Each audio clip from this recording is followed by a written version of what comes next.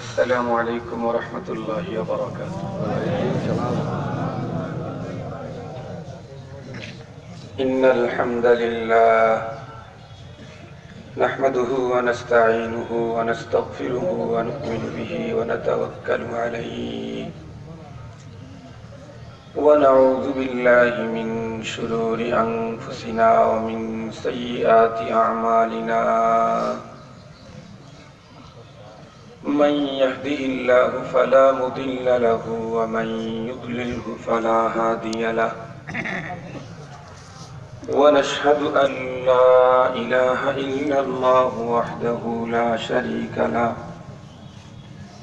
ونشهد أن سيدنا وسندنا وحبيبنا وشفيعنا وطبيبنا وطبيب قلوبنا وأولانا ومولانا محمدا عبده ورسوله الذي أرسله بالحق إلى الخلق بشيرا ونذيرا وداعيا إلى الله بإذنه وسراجا وقمرا منيرا. أما بعد فأعوذ بالله من الشيطان الرجيم. بسم الله الرحمن الرحيم. اقرأ باسم ربك الذي خلق. خلق الإنسان من علق. صدق الله مولانا العظيم وصدق رسوله النبي الأمي الكريم ونحن على ذلك لمن الشاهدين والشاكرين والذاكرين والحمد لله رب العالمين.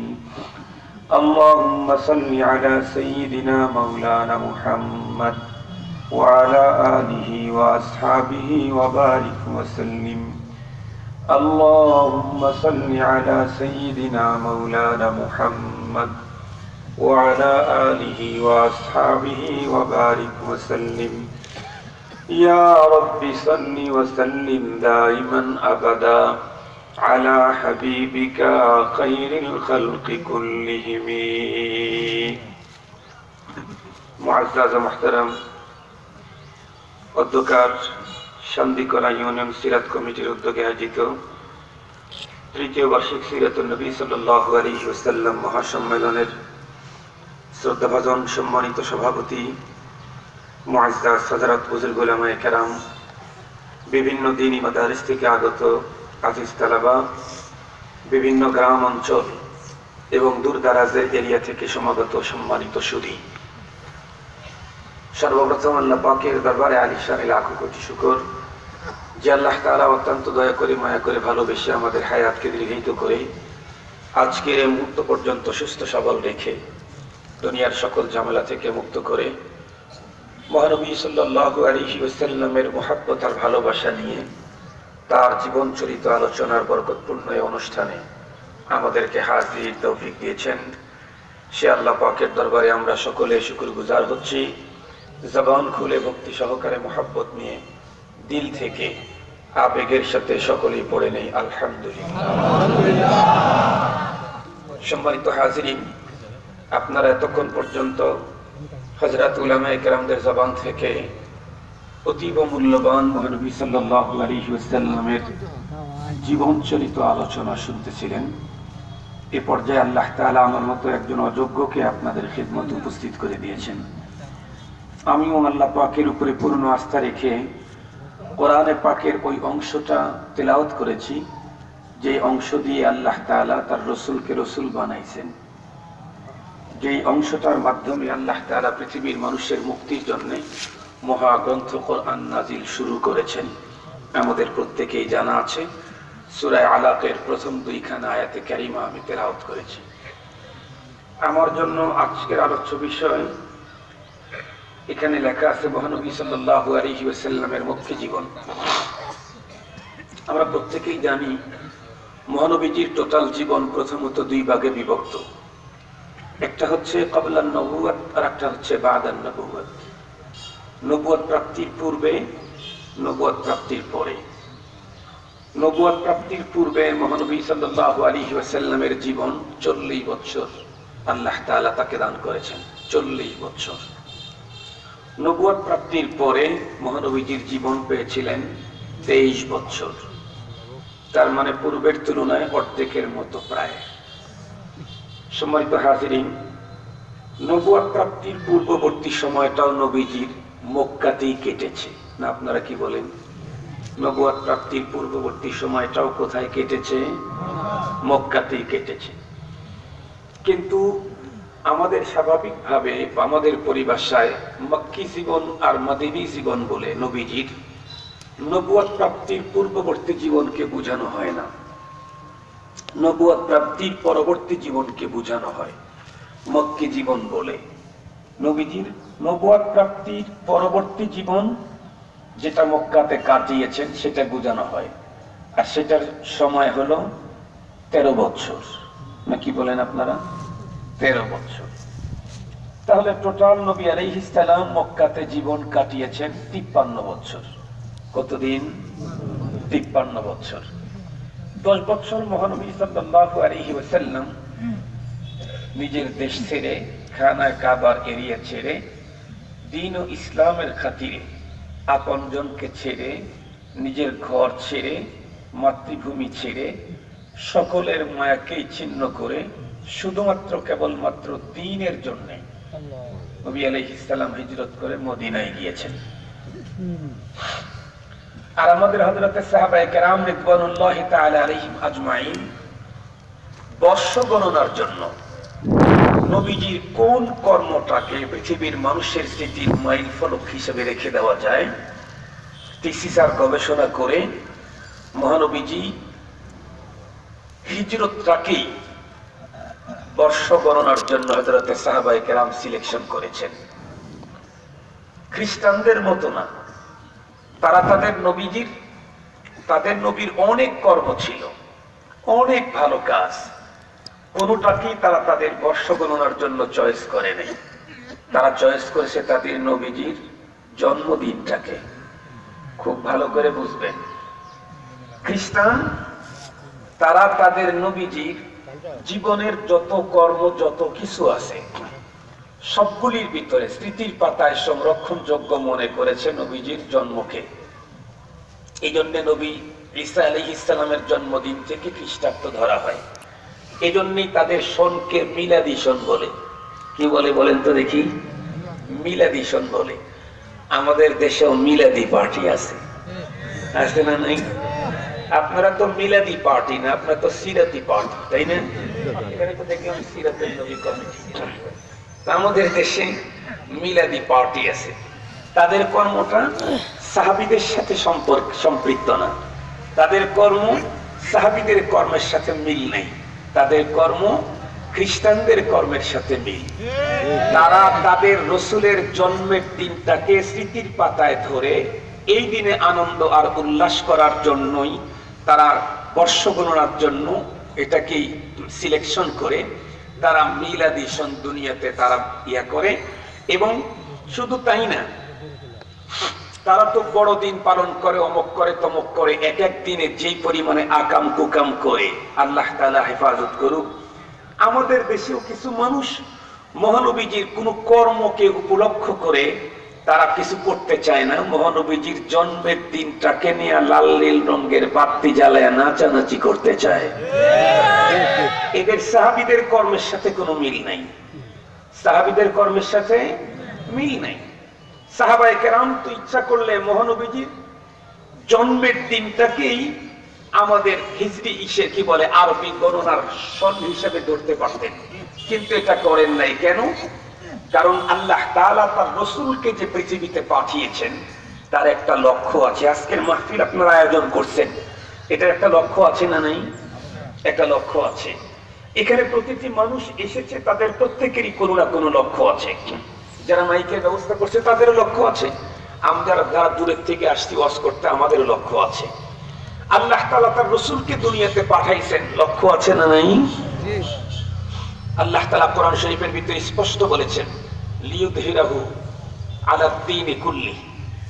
আল্লাহ তাআলা তার রাসূলকে দুনিয়াতে পাঠাইছেন এ রাসূল দিয়ে তার দ্বীনকে দুনিয়ার ভিতরে আল্লাহ তাআলা বলন্দ করবেন। অর্থাৎ দুনিয়াতে দ্বীন মানুষের ভিতরে আল্লাহ তাআলা ফিটিং আর সেটিং করার জন্য মিস্ত্রি আর কর্মচারী হিসাবে, কর্মকর্তা হিসাবে পয়গম্বর সাল্লাল্লাহু আলাইহি ওয়াসাল্লামকে আল্লাহ তাআলা সিলেকশন করেছেন। আর নবীজি সেই দ্বীনের প্রতি সর্বাধিক মুহাব্বত আর ভালোবাসা দেখাইতে গিয়া খানায়ে কাবার মুহাব্বতটাকেও সাময়িকের জন্য হলেও তার ব্যথা ভিতরে বরণ করে নিয়ে দ্বীনের জন্য নবীজি খানায়ে কাবার মতো এরিয়া ছেড়ে মদিনাতুল মুনাওয়ারাতে চলে গেছেন। পৃথিবীর মানুষকে বুঝিয়ে দিলেন দ্বীন এত দামি, দ্বীন এত দামি। আমি রাসূল পর্যন্ত আপনজনকে ত্যাগ করলাম, আমার ঘর ছাড়লাম, আমি আমার প্রতিবেশী ছাড়লাম, মাতৃভূমি ছাড়লাম, খানায়ে কাবার মুজাওয়ারাতকেও ছেড়ে দিলাম। খানায়ে কাবা তো ছাড়েন নাই, খানায়ে কাবার মুজাওয়ারাত এটাকেও সাময়িকের জন্য বরদাস্ত করলাম, মেনে নিলাম, তবুও দ্বীন ছাড়া যায় না। পৃথিবীর মানুষ, তোমরা যারা আমার অনুকরণ করবে, তোমরা যারা আমার অনুসরণ করবে, তোমাদের জীবনে এটাই থাকবে তোমাদের মেইন কাজ।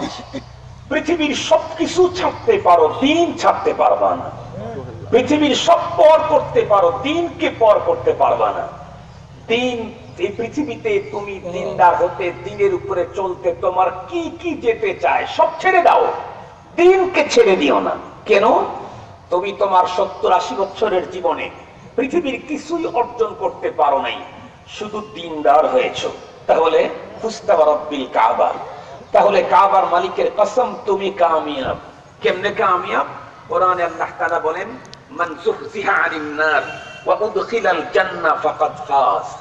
যে ব্যক্তিকে জাহান্নাম থেকে মুক্ত করে জান্নাতে দেওয়া হলো সে কামিয়াব হয়ে গেল। আর জান্নাতে যেতে চাইলে আল্লাহর দ্বীনের বিকল্প কোনো ব্যবস্থা নাই, দ্বীনদার হয়ে যেতে হবে। আল্লাহ নোটিশ দিয়েছেন ওয়ালা তামুতুন্না ইল্লা ওয়া আনতুম মুসলিমুন, এই খবরদার, দ্বীনদার না হয়ে কবরের জগতে এসো না, দ্বীনদার হয়ে কবরে আসো, তাহলে তোমার পরবর্তী প্রতিটি ঘাটি অত্যন্ত আসান হবে, সুন্দর হবে।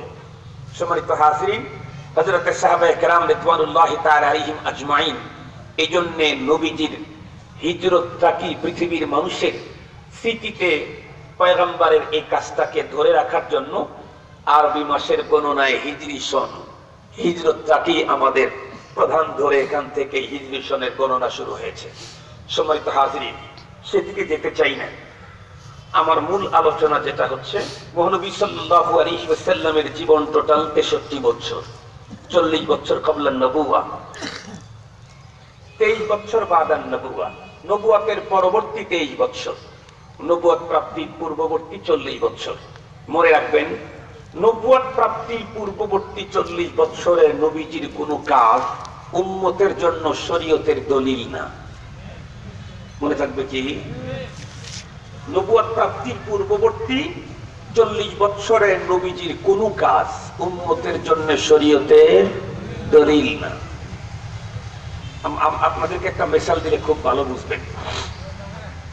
মনে করেন আমি আপনাদের এই এলাকার লোক, আমাকে ধরে নেন, আমি সরকারি দল করি, ধরে নেন আমি সরকারি দল করি, কিন্তু আমি দলীয় ভাবে অনেক বড়, থানার সবচেয়ে বড় জিম্মাদার আমি, কিন্তু এই থানার বা উপজেলার চেয়ারম্যান আর একজন।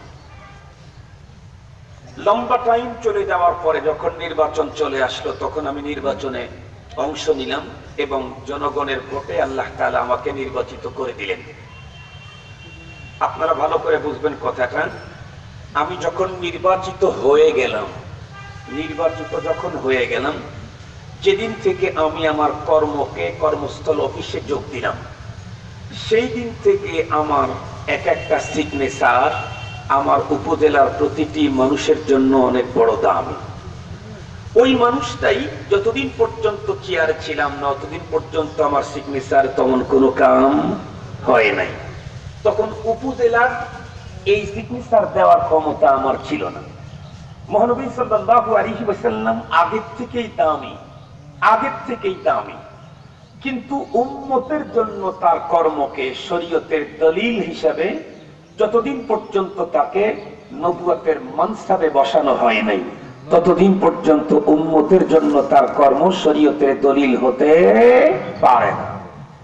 যেদিন থেকে নবুয়তের মানসাবে বসলেন, সেই দিন থেকে নবী আলাইহিস সালামের প্রতিটি কর্ম উম্মতের জন্য শরীয়তের দলিল। তবে সেখানেও আবার দুই প্রকারের তা বাদ যাবে। একটা হচ্ছে নবী আলাইহিস সালামের কিছু কাজ আছে যেগুলি শুধুমাত্র কেবলমাত্র নবীজিকেই আল্লাহ তাআলা দিয়েছেন, এটা তার বৈশিষ্ট্য, তার খুসুসিয়াত। এখানে আবার উম্মতের শরীয়তের দলিল না, উম্মত এই কাজটা করতে পারবে না। নবী করেছেন কিন্তু উম্মত করতে পারবে না। আর কিছু কাজ আছে যেগুলি উম্মত ইচ্ছা করলে করতে পারে। খুব ভালো করে বুঝবেন, উম্মত ইচ্ছা করলে করতে পারে, কিন্তু শরীয়তে এই কাজ করার অনুমতি আপনারা একদিকে চাইলে তো হবে না। শরীয়তে এই কাজ করার অনুমতি নাই। তাহলে নবীজি নবুয়ত প্রাপ্তির পরে যত কাজ করেছেন সব উম্মতের জন্য দলিল, তবে দুই রকমেরটা বাদ দিয়ে। একটা হলো নবীজির বিশেষায়িত যেগুলি খুসুসিয়াত, এগুলিতে উম্মত করতে পারবে না, করার যোগ্যতাই নাই। আর কিছু আছে যেগুলি করতে পারে কিন্তু অনুমতি নাই। যেমন নবী ইসলাম বিয়ে করতে করতে একসঙ্গে 9 জন স্ত্রীকে জমা করেছিলেন। কয়জনকে? আপনাদের কয়টা করার অনুমতি আছে? একটা বাড়ানোর ক্ষমতা আছে কি?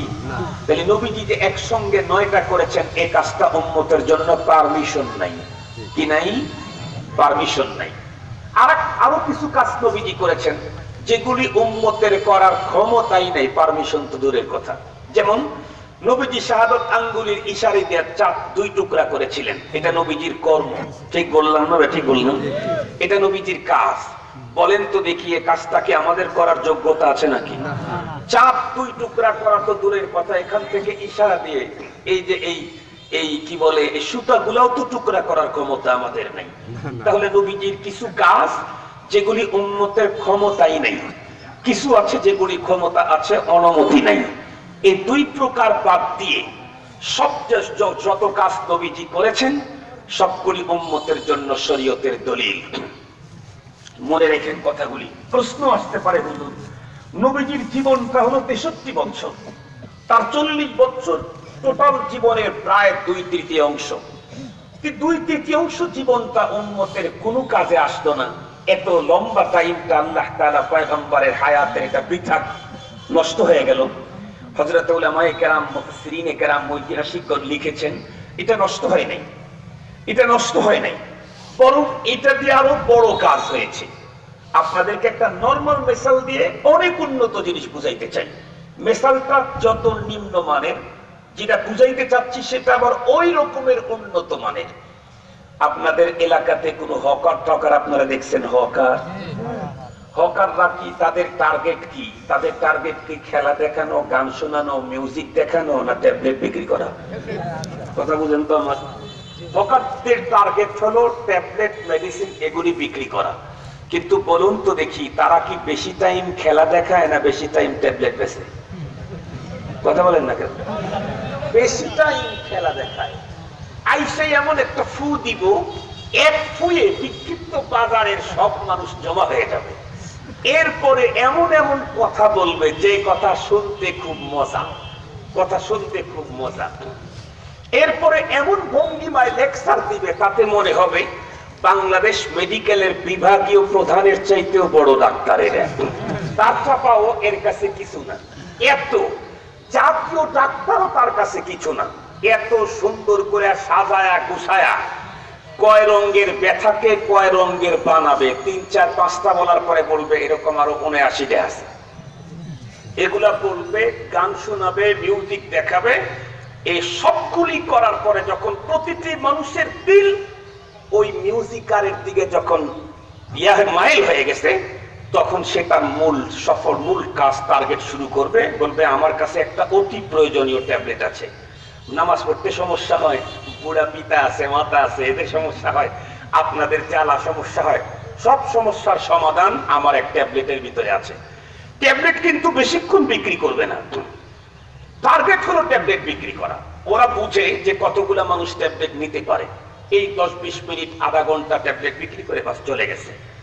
সম্মানিত হাজিরিন, আল্লাহ পাক তার রাসূলকে পৃথিবীতে পাঠিয়েছেন লিউযহিরাহু আলা দ্বীনি কুল্লি, কিন্তু এটা মূল টার্গেট। কিন্তু এই টার্গেটে মানুষদেরকে আকৃষ্ট করার জন্য পয়গম্বরের 40টা বছর লাগাইছেন পয়গম্বরকে দিয়া মক্কার সমাজের ভিতরে। 40 বছরে মহানবীজির আচরণ দেখে দেখে মক্কার মানুষেরা পয়গম্বরের জন্য পাগল হয়ে গেছে। মহানবী সাল্লাল্লাহু আলাইহি ওয়াসাল্লামের কথাবার্তা শুনে শুনে 40 বছরের কাফের বেঈমান কাট্টা মুশরিক পদ্তলি তারা পর্যন্ত নিজেদের পিতা, নিজেদের গুরু, নিজেদের আপনজনকে ছেড়ে মহানবীজির কাছে আমানত রাখা শুরু করে দিয়েছে। সুবহানাল্লাহ বললেন। কতটা বিশ্বস্ততা অর্জন করেছেন আল্লাহ তাআলা। লম্বা টাইম 40টা বছর পর্যন্ত পয়গম্বরকে মক্কার নগরে রেখে মানুষের চোখের এক ডোগায়, নাকের ডোগায়, চোখের সামনে রেখে পয়গম্বরের চরিত্র, পয়গম্বরের কথা, পয়গম্বরের রফতার, গুফতার, কিরদার, পয়গম্বরের কার্যক্রম, পয়গম্বরের চিন্তা চেতনা, পয়গম্বরের ক্লিন ফ্রেশ মন, পয়গম্বরের আচার আচরণ সবগুলিতে 100 মানুষ যখন টোটালটাই তার দিকে মাইল, সেই মুহূর্তে আল্লাহ তাআলা তাকে ডেকে নিয়ে নবুয়তের মনসাবে বসায় দিয়েছেন। সেই মুহূর্তে তাকে ডেকে নিয়ে নবুয়তের মনসাবে বসায় দিয়েছেন। এই জন্য নবীজির 23 বছরের জীবন উম্মতের জন্য শরীয়তের দলিল, আর নবীজির নবুয়ত প্রাপ্তির পূর্ববর্তী 40 বছরের জীবন নবীজির নবুয়তের দলিল। কথা কি মনে থাকবে? নবীজির নবুয়তের দলিল, নবীজির 40 বছরের নবুয়ত প্রাপ্তির পূর্ববর্তী জীবন, ইনি যে নবী, সে নবী হওয়ার দলিল। নবীকে যদি নবী হিসাবে প্রমাণ করা না যায় তাহলে নবীর মিশন কেউ গ্রহণ করতে রাজি হবে না। এই জন্য মিশনের কাজ করাইছেন আল্লাহ 23 বছর, তাকে নবী হিসাবে প্রমাণ করানোর জন্য তার থেকে উন্নত আখলাক আল্লাহ তাআলা দেখাইছেন 40 বছর। কথা কি আপনাদের বুঝে আসছে? আর একটা মিশাল দিলে আরো ভালো বুঝবেন। আমাদের দেশে অনেক সময় মানুষ অসুস্থ হয়, হয় না? হ্যাঁ, অসুস্থ হয়। অসুস্থ হওয়ার পরে বড় ডাক্তারের কাছে যায়। ডাক্তারের কাছে গেলে ডাক্তার জিজ্ঞেস করে আপনার কি প্রবলেম? উনি বলেন এই সমস্যা, ওই সমস্যা, সেই সমস্যা, এমন তেমন অমন লাগে। ডাক্তার সাহেব শুনে বাম পাশে কিছু টেস্ট দিয়ে দেয়, টেস্ট বলে এগুলো একটু রিপোর্ট করে আমাকে দেখান। তো টেস্টের যখন রিপোর্ট করতে গেছে, সুবহানাল্লাহ, টেস্টের রিপোর্টের বিল আসতে 5500 টাকা। কনসিশনের পরে 5500 টাকা দিয়ে শুধু পরীক্ষা নিরীক্ষা করছে। এরপরে ডাক্তারের কাছে আসার পরে ডাক্তার তাকে যে প্রেসক্রিপশন করে দিল, যে ট্রিটমেন্ট করলো, যে মেডিসিন লিখে দিল, তা মাত্র 500 টাকার। কয় টাকার বলেন তো দেখি? এখানে টার্গেট কি পরীক্ষা নিরীক্ষা নাকি মেডিসিন আর সুস্থতা? কোনটা টার্গেট?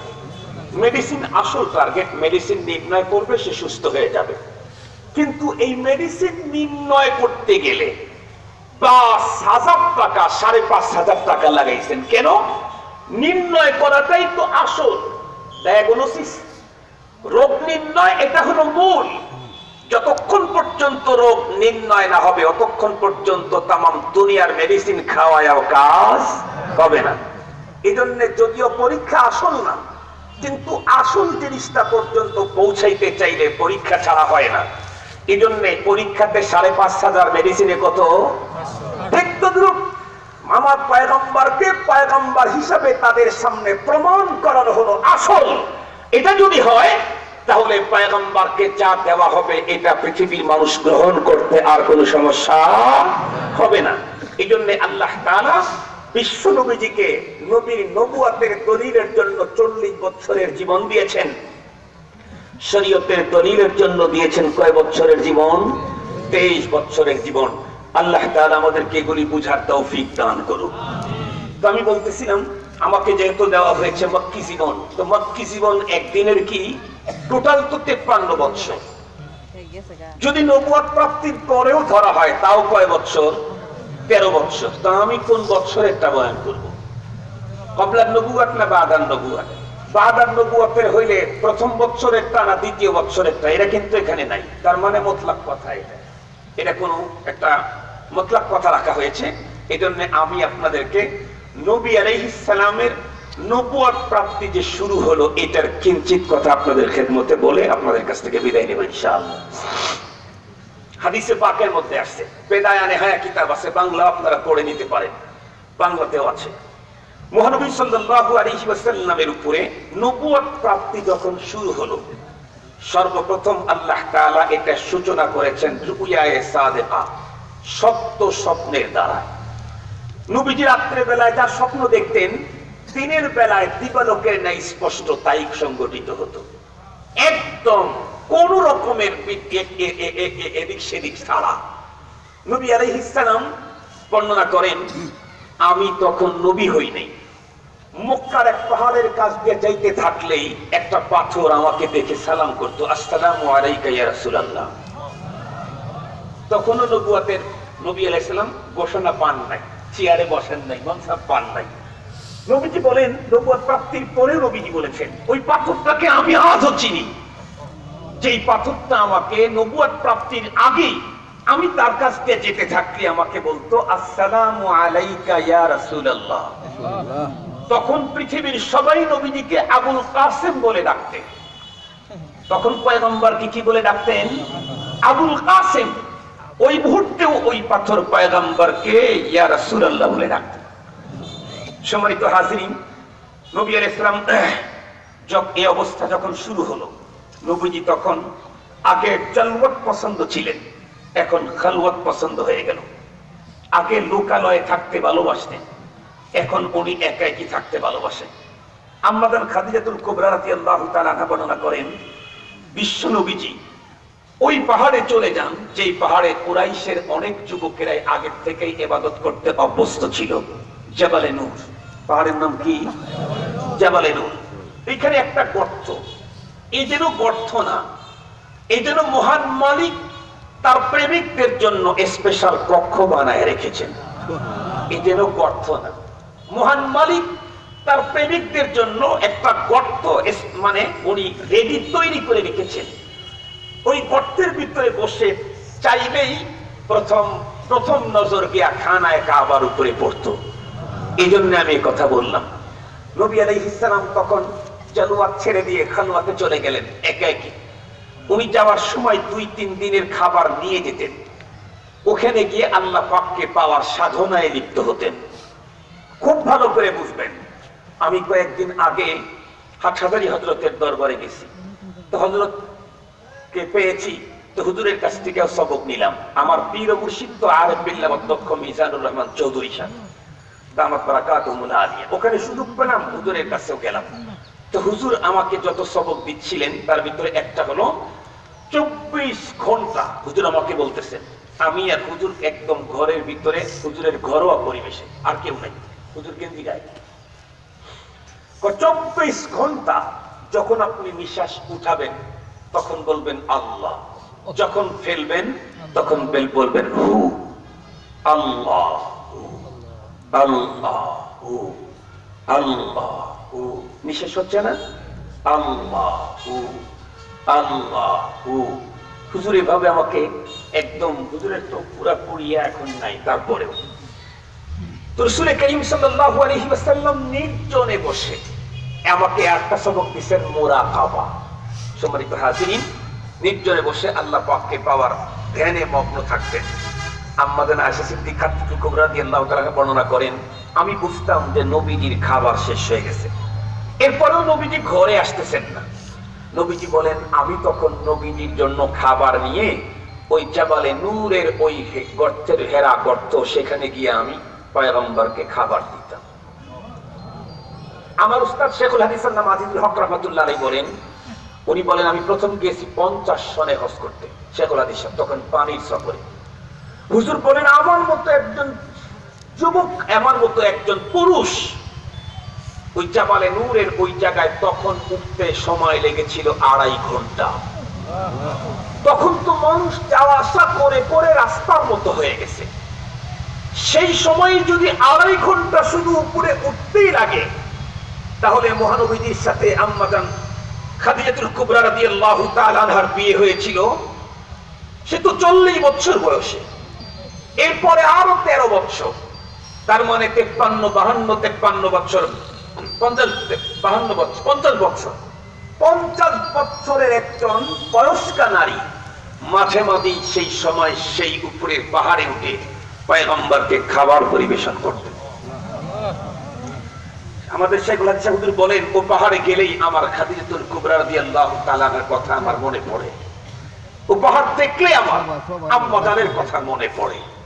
সম্মানিত হাজিরিন, তো যাইতে যাইতে হঠাৎ করে একদিন 40 বছর যেদিন পূর্তি হয়েছে, হঠাৎ করে একদিন জিবরাইল আমিন এসে ওই পাহাড়ের উপরে হাজির। বিশ্ব নবীজিকে বললেন, আপনি গর্ত থেকে বেরিয়ে আসেন। নবী আলাইহিস সালাম গর্ত থেকে বেরিয়ে আসলেই জিবরাইল আমিন বললেন, আমি আপনাকে অপারেশন করব। নবী আলাইহিস সালামকে এর আগেও অপারেশন করা হয়েছে 2 বার, আজকে আবার অপারেশন করতে চান। জিবরাইল আমিন পয়গম্বরকে ওঠি জাবালে নূরের উপরে আবারও সিনাটাকে ফাড়লেন, ফেরে ভিতর থেকে যেগুলি বের করার বের করলেন, পবিত্র পানি দিয়ে এটাকে ধুইলেন, আবার রেখে দিলেন, কমপ্লিট হয়ে গেল। নবীজিকে বসালেন, বসায় বললেন, ইকরা, পড়ুন। নবীজি বললেন, মা আনা বিকারিন, আমি তো পড়ুয়া নই, আমি পড়তে জানি না। জিবরাইল আমিন নবী আলাইহিস সালামকে ধরলেন, বুখারী শরীফের riwayat, ফাআখাদানি ফাকাত্তানি হাত্তা বালাগা মিন্নি আল-জুহদ, আমাকে ধরলো, এমন জোরে চিপ দিল, মনে হয় যেন আমার জীবনটা এখন বেরিয়ে যাবে। ছেড়ে দিয়ে বলে, ইকরা, পড়ুন। উনি বললেন, মা আনা বিকারিন, আমি পড়ুয়া নই। তিনবার এমনটি করার পরে বললেন, ইকরা বিসমি রাব্বিকাল্লাযী খালাক, খালাকাল ইনসানা মিন আলাক, 5 আয়াত। নবী আলাইহিস সালাম তখন পড়া শুরু করে দিলেন। এখানে 2টা জিনিস সাংঘাতিক গুরুত্বের সাথে আপনাদেরকে মনে রাখতে হবে। নাম্বার 1, জিবরাইল আমিন এসে পয়গম্বরকে বললেন, ইকরা, পড়ুন। নবীজি বললেন, মা আনা বিকারি, আবার বললেন পড়ুন, মা আনা বিকারি, আবার বললেন পড়ুন, মা আনা বিকারি। শুধু পড়ুন পড়ুন পড়ুন পড়ুন যতক্ষণ বলেছেন জিবরাইল আমিন, ততক্ষণ পর্যন্ত পয়গম্বর পড়েন নাই।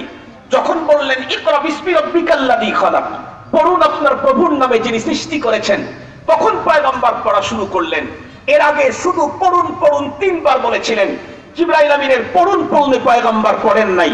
যখন বললেন পড়ুন আপনার প্রভুর নামে, তখন পড়লেন কেন? পৃথিবীর মানুষকে বুঝায় দিলেন, দুনিয়াতে যত রঙের পড়াপড়ি দেখো না কেন, ততক্ষণ পর্যন্ত কমপ্লিট মানুষ হতে পারবা না যতক্ষণ পর্যন্ত ওই পড়া না পড়বা যেই পড়ার মধ্যে আছে আমার আল্লাহর নাম। শুধু পড়াপড়ি করে লাভ নাই। ফিজিক্স আর কেমিস্ট আর কি বলে তত্ত্ববিদ হয়ে এই পৃথিবীতে টেকনোলজিতে বিশ্বসেরা হয়ে তেমন কোনো ফায়দা হবে না। আর্টস আর কমার্স করে লাভ নাই, ফিজিক্স আর কেমিস্ট হয়ে লাভ নাই, বিশ্বসেরা টেকনোলজি হয়েও লাভ নাই, উন্নত মানের বিশ্বের ভিতরে সবচেয়ে বড় কবি সাহিত্যিক হয়েও লাভ নাই যদি অর্জন করতে না পারি আল্লাহর নামের পড়া। আল্লাহর নামের পড়া অর্জন করো, এরপরে তামাম দুনিয়া অর্জন করো, কোনো বাধা নাই। বিশ্বনবীজি তো জানতেন, বিশ্বনবীজি জানতেন তখন মক্কাতুল মুকাররমাতে শিক্ষা ছিল, সাহিত্যিকতা ছিল, কাব্য কবিত্বের চরম মুহূর্ত চলতেছিল। এরপরেও মানুষ ছিল, মনুষ্যত্ব থেকে কোটি মাইল অনেক দূরে ছিল মানুষ। মনুষ্যত্ব তখন পৃথিবী থেকে অ্যাবসেন্ট ছিল। মানুষ তার নিজের ঔরজাত কন্যা সন্তানকে জীবন্ত কবর দিত। ছোট্ট একটা মুরগিকে লক্ষ্য করে 40 বছর পর্যন্ত জাহেলিয়াতের যুগের হারবুল ফুজ্জার নামের ঐতিহাসিক যুদ্ধ তারা, সম্মানিত হাজিরিন, যুদ্ধ তারা ধরে রেখে লক্ষ লক্ষ মানুষের প্রাণ হানি ঘটিয়েছিল। তাদের ভিতরে মনুষ্যত্ব ছিল না। পয়গম্বর এজন্যই শুধু পড়ুন না, শুধু পড়ুন না, যখন বলছেন পড়ুন আপনার প্রভুর নামে, তখনই উনি পড়া শুরু করলেন। যারা এই পৃথিবীতে পয়গম্বরের সিরতের উপরে নিজেদের জীবন চালাইতে চায় তাদের জন্য 1 নম্বরের শিক্ষা হলো, আমি আমার সন্তানের প্রথম পড়া দিতে হবে আল্লাহর নামের পড়া। মনে থাকবে তো ইনশাআল্লাহ। 2 নম্বর কথা হলো, জিবরাইল আমিন ধরলেন, চিপ দিলেন, ছেড়ে দিলেন, দিলেন কি? জিবরাইল আমিন ধরলেন, চিপ দিলেন, ছেড়ে দিলেন, দিলেন কি? এটা তো অনেক গভীর কথা, অনেক উঁচা কথা। সে কথা বলার যোগ্যতাও আসলে আমার নাই, আরো কথা বলার পারমিশনও মনে হয় আমার নাই। এটা বলতে পারবে আমার পীর মুর্শিদ, এটা বলতে পারবেন হাটহাজারী হযরত, এটা বলতে পারবেন নানুপুরের হযরত, এটা বলতে পারবেন কি বলে প্রফেসর হামিদুর রহমান দামাত বারাকাতুহুল আলিয়া, ওনাদের মুখ থেকে মানাবে। তবুও যেহেতু প্রশ্ন করে ফেলেছি, উত্তরটা তো দিতেই হবে। আমাদের আহলে সুন্নাত ওয়াল জামাত আর কওমি আকীদা পীর মুরিদি আছে না নাই? আবার বলেন, আবার বলেন। পীর মুরিদিকে অস্বীকার করার গ্রুপ আমাদের দেশে আছে না নাই? আরো জোরে বলেন। পীর মুরিদি এই শব্দকে অস্বীকার করতে পারে, কিন্তু তাসাউফকে তো অস্বীকার করার কোনো সুযোগ নাই, তাজকিয়াকে তো অস্বীকার করার কোনো সুযোগ নাই। কেন?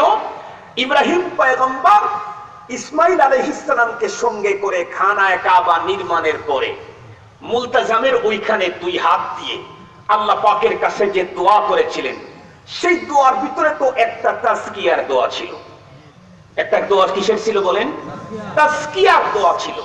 হযরত ইব্রাহিম পয়গম্বর তার ছেলেকে নিয়ে খানায়ে কাবা কমপ্লিট তৈরি করে মুলতাজামের ওইখানে খানায়ে কাবার সাথে হাত লাগায়া আল্লাহকে বললেন, রব্বানা ওয়াবাস ফীহিম রাসূলাম মিনহুম ইয়াতলু আলাইহিম আয়াতিকা ওয়া ইউআল্লিমুহুমুল কিতাবা ওয়াল হিকমাতা ওয়া ইউযাক্কিহিম। বললেন, আয় আল্লাহ, আমার যে ছেলেকে নিয়ে আমি খানায়ে কাবার কাজ করলাম, এই ছেলের পরবর্তী জেনারেশন থেকে তুমি একজন পয়গম্বর পাঠাও, সে মুহাম্মদুর রাসূলুল্লাহ সাল্লাল্লাহু আলাইহি ওয়াসাল্লাম। আর তাকে তুমি চার দায়িত্ব, চারটা কাজের মিশন দিয়ে দুনিয়াতে পাঠাও। তাকে তুমি কিতাব দিবা, সেই কিতাব উনি পড়ে পড়ে শোনাবেন, পড়ে পড়ে শোনাবেন। এই কিতাবের ইলম মানুষকে দিবেন, সুন্নতের ইলম মানুষকে দিবেন। ওয়া ইউযাক্কিহিম, তাজকিয়ার কাজ উনি করবেন। সুতরাং তাজকিয়াকে যারা অস্বীকার করবে তারা কোরআনকে অস্বীকারকারী হবে। পীর মুরিদ এই শব্দকে অস্বীকার করলে কিছু হবে না, কারণ এটা তো ফার্সি শব্দ, এটা তো কোরআন শরীফের মধ্যে নাই, এটা হাদিসে নাই। কিন্তু যদি তাজকিয়াকে কেউ অস্বীকার করে তাহলে সে তো কোরআনকে অস্বীকারকারী হবে। সম্মানিত হাজিরিন, মনে রাখবেন, আমাদের দেশে নামাজ বলতে কি বুঝায়? আমাদের দেশে নামাজ বলতে কি বুঝায় বলেন না কেন? কোরআনে পাকের যেই শব্দ সালাতে যা বুঝায়, আমাদের দেশের নামাজ শব্দতে তাই বুঝায়। কোরআনে পাকের সাওম শব্দ সিয়াম শব্দে যা বুঝায়, আমাদের দেশে রোজা শব্দে তাই বুঝায়। আমি আপনাদেরকে জিজ্ঞাসা করতে চাই, হ্যান্ড আর হাতের মধ্যে কি পরিমাণে পার্থক্য? কথা বলেন, আমার কথা বুঝেন নাই? হ্যান্ড আর হাত এই দুটার ভিতরে কি পরিমাণে পার্থক্য? আরে পার্থক্য আছে, ল্যাঙ্গুয়েজের পার্থক্য, ভাষার তারতম্য। হ্যান্ড ইংরেজি, হাত বাংলা। তবে ইংরেজির যে হ্যান্ড বাংলাতে সেই হাত, বাংলার যে হাত ইংরেজিতে সেই হ্যান্ড। ঠিক মনে রাখবেন, আরবিতে কোরআনের ভাষায় যেটা সালাত, এটাই বাংলা ভাষায় নামাজ। বাংলা ভাষায় যেটা নামাজ, সেটাই কোরআনের ভাষায় সালাত। কোরআনের ভাষায় যেটা সাওম, সেটাই বাংলাতে রোজা। বাংলাতে যেটা রোজা, সেটাই কোরআনের ভাষার সাওম আর সিয়াম। সুতরাং কেউ যদি বলে নামাজ রোজা কোরআনে পাকে নাই, তাহলে ওরা চূড়ান্ত গোপন বাটপাড়ি করছে। ওপেন বাটপান না, গোপন কোন ষড়যন্ত্র এখানে লুকানো আছে। সম্মানিত হাজিরিন, মনে রাখবেন, তাজকিয়া যেহেতু অস্বীকার করা যায় না, যেই তাজকিয়া সেই পীর আর মুরিদ। এখন আসুন, পীর মুরিদকে তাওয়াজ্জুহ দেয়, কি দেয়? তাওয়াজ্জুহ। তাওয়াজ্জুহ হলো চার প্রকার, তার ভিতরে একটা তাওয়াজ্জুর নাম হচ্ছে তাওয়াজ্জুহে ইত্তেহাদি। খাজা বাকি বিল্লাহর নাম শুনছেন নাকি রহমাতুল্লাহি আলাইহি? নাম শুনছেন তো মনে হয়, ঘটনাও হয়তো শুনেছেন। সম্মানিত হাজিরিন, তাওয়াজ্জুহে ইত্তেহাদি বলা হয় পীর তার মুরিদকে এমন তাওয়াজ্জুহ দেওয়া, যেই তাওয়াজ্জুর কারণে মুরিদের চেহারা পীরের চেহারা এক হয়ে যায়। এমন এক তাওয়াজ্জুহ, তার মানে দুইজনের ভিতরে আর তফাৎ থাকে না, ভিতরটা তো একদম লেগে যায়। মহানবী সাল্লাল্লাহু আলাইহি ওয়াসাল্লাম কখনো কখনো সাহাবায়ে কেরাম কোন বিষয়ে সিদ্দিক আকবরকে জিজ্ঞাসা করলে সিদ্দিক আকবর যে উত্তর দিতেন, পয়গম্বর সেই উত্তরই দিতেন।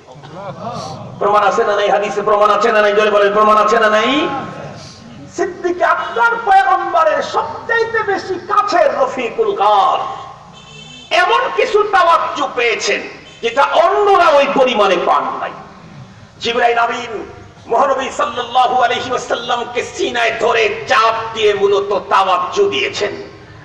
আমাদের মতো মানুষের তাওয়াজ্জু অর্জন করতে লম্বা টাইম লাগে।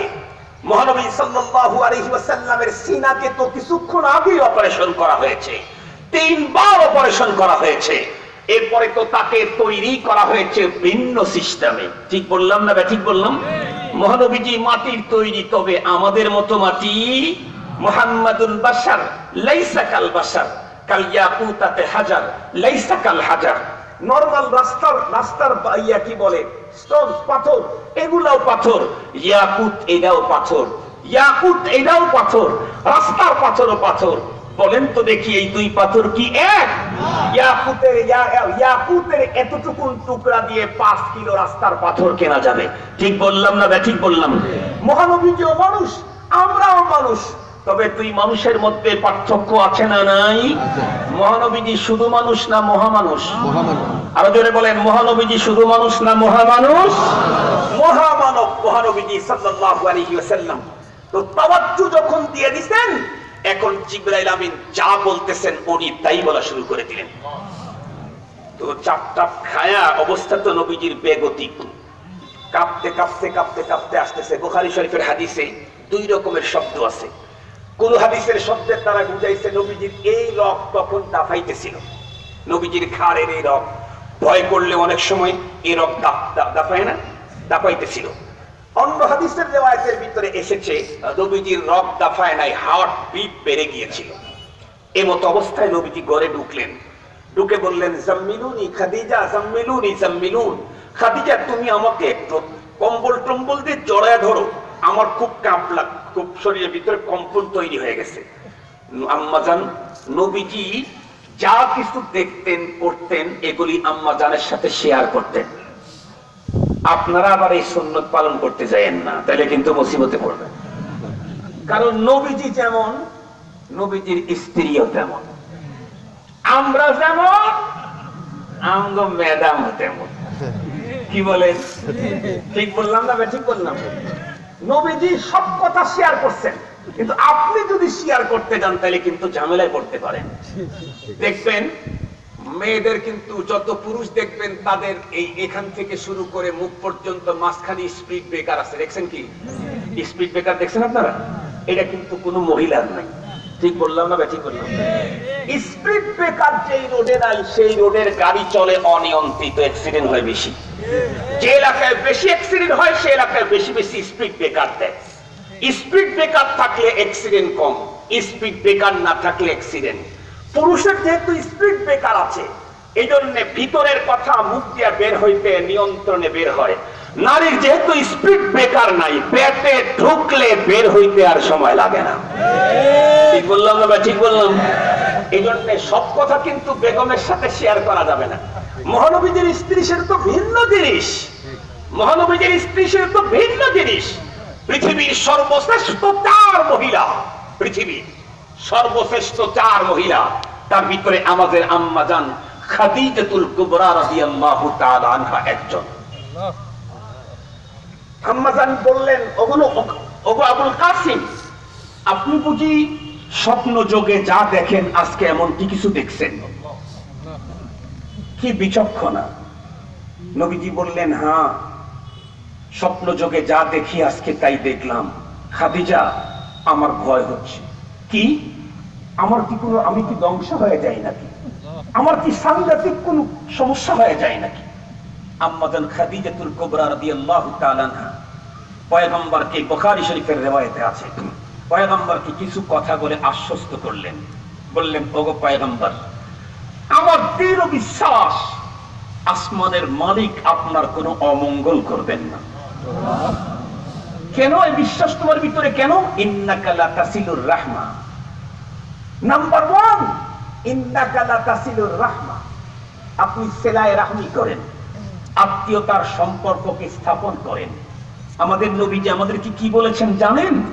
নবীজি বলছেন, সিলমান কাতাক, যে তোমার সাথে আত্মীয়তা রাখতে চায় না, দুরাচরণ করে, খারাপ ব্যবহার করে, হক নষ্ট করে, তুমি তার সাথে আত্মীয়তা রক্ষা করে চলো, এটা আমার অর্ডার।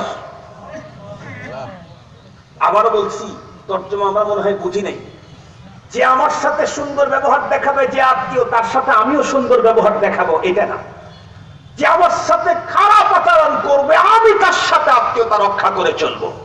নবীজি এই অর্ডার করেছেন, সিলমান কাতাক, যে তোমার সাথে আত্মীয়তা নষ্ট করতে চায়, ছিটতে চায়, তোমার হক নষ্ট করেছে, তারপরেও তুমি তার সাথে সখ্যতা, বন্ধুত্ব, আত্মীয়তা রক্ষা করে চলো, এটা আমি পয়গম্বরের অর্ডার। আল্লাহু আকবার। আত্মীয়তা যদি কেউ রক্ষা করে, আল্লাহু আকবার। আম্মা জান বলেছেন, আপনার আল্লাহ অমঙ্গল করবেন না, তার এক নম্বরের কারণ আপনি হলেন আত্মীয়তা রক্ষা করে চলেন।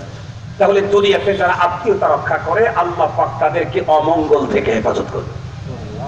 দুই নম্বর, আম্মা জান হাদিসের ভিতরে বিভিন্ন রকমের আছে, আপনি দুস্থ অসহায়দেরকে সাংঘাতিক সহযোগিতা করেন, আপনি মজলুমদেরকে তাদের ডাকে সাড়া দেন, এই জাতীয় কথা বলেছেন। আল্লাহ এগুলি আমাদেরকে অর্জনের তৌফিক দান করুন। জোরে বলেন না একটু আমিন। আম্মা জান এইগুলা কথা বলে বলে নবী আলাইহিস সালাম মোটামুটি ফ্রি হয়ে গেছেন, একটু শান্ত হয়েছেন। আম্মা জান নবীজিকে বললেন, আপনি আমার সাথে চলেন। কোথায়? আমার চাচতো ভাই ওয়ারাকা বিন নাওফিলের কাছে। উনি ছিলেন ওই যুগের সবচাইতে বড় বিজ্ঞ, দক্ষ, এক্সপার্ট, আসমানি গ্রন্থ সমূহের বড় আলেম। এক গ্রন্থ না, গ্রন্থ সমূহের বড় আলেম।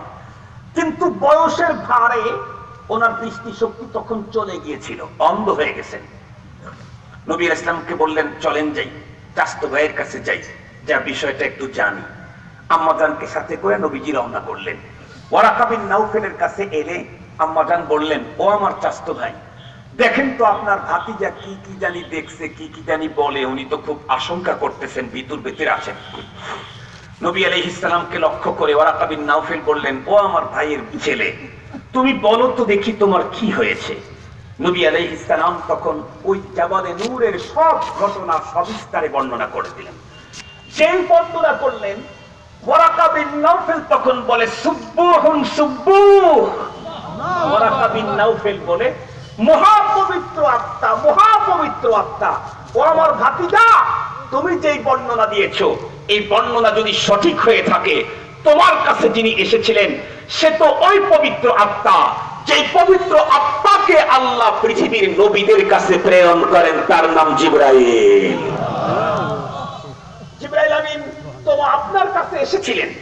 আপনার বর্ণনা যদি সঠিক হয়ে থাকে, তাহলে যিনি এসেছেন উনি জিবরাইল, আর আপনার কাছে যা পাঠানো হয়েছে এটা হবে আখিরি জামানার কিতাব, ঐশী গ্রন্থ। এখান থেকে মুআররিখিন লিখেছেন, পৃথিবীর প্রথম ঈমানদার নবীজির প্রতি ঈমান এনেছেন খাদিজাতুল কুবরা। দ্বিতীয় নম্বরের ঈমানদার ওয়ারাকা বিন নাওফেল। শুধু এতটুকুন বলে ওয়ারাকা বিন নাওফেল ক্ষান্ত হন নাই। উনি বলছেন, আমার যদি জীবন থাকতো, আমার যদি যৌবন থাকতো, আমি সেই দিন আমি আপনার সাথে থাকতাম, আপনার প্রধান সহচর হইতাম, যেই দিন আপনার আত্মীয়রা, আপনার দেশের মানুষেরা আপনাকে দেশ থেকে বের করে দিবে। বিশ্ব নবীজি অবাক হয়ে বললেন ওয়ারাকা বিন নাওফেলকে, কি বলেন আঙ্কেল এগুলি? যেই মক্কার মানুষেরা পৃথিবীর কারো কাছে আমানত রাখার মতো কোনো সাহস পায় না, আমার কাছে আমানত রাখে। যেই মক্কার মানুষেরা কাউকেই সত্যবাদী বলে অমন বিশ্বাস করে না, যেমন আমাকে বিশ্বাস করে, আমার মতো বিশ্বস্ত আর আমানতদার একজন মানুষকেও তারা দেশ থেকে বের করে দিবে, এমনটি কি হতে পারে? ওয়ারাকা বিন নাওফেল তখন উত্তর করলেন, আবুল কাসেম ভাতিজা শুনে রাখেন, এমন আচরণ শুধু আপনার সঙ্গেই করা হচ্ছে তাই না, এ পর্যন্ত পৃথিবীতে আল্লাহ পাক রব্বুল আলামিন যাদের কাছেই ওহী পাঠাইতেন, যাদেরকে নবুয়তি দান করতেন, তাদেরকে একই পদ্ধতিতে নিজের দেশ থেকে অন্যত্র সরিয়ে দেওয়া হতো। তবে আপনি জেনে রাখেন, আমি তো বয়সের ভারে বুড়ো হয়ে গিয়েছি। আল্লাহ পাক যদি আমাকে যৌবন দিতেন, আমি যদি পৃথিবীর ভিতরে বেঁচে থাকতাম, ওই মুহূর্তে, যেই মুহূর্তে মক্কার মানুষেরা আপনার বিরুদ্ধাচারণ করে আপনাকে পৃথিবী থেকে বিদায়, আপনাকে দেশ থেকে বিতাড়িত করার জন্য ফিকির করবে, তাহলে অবশ্যই আমি আপনার প্রধান সেনাপতি এবং সহচর হয়ে যেতাম। এখান থেকে উলামায়ে কেরাম বর্ণনা করেন ওয়ারাকা বিন নাউফেল দ্বিতীয় নম্বরের ঈমানদার। নবীজিকে জিজ্ঞাসা করা হয়েছিল, ওয়ারাকা বিন নাউফেলের ইন্তেকাল হয়েছে ফাতরাত ওয়াহির জামানার ভিতরে।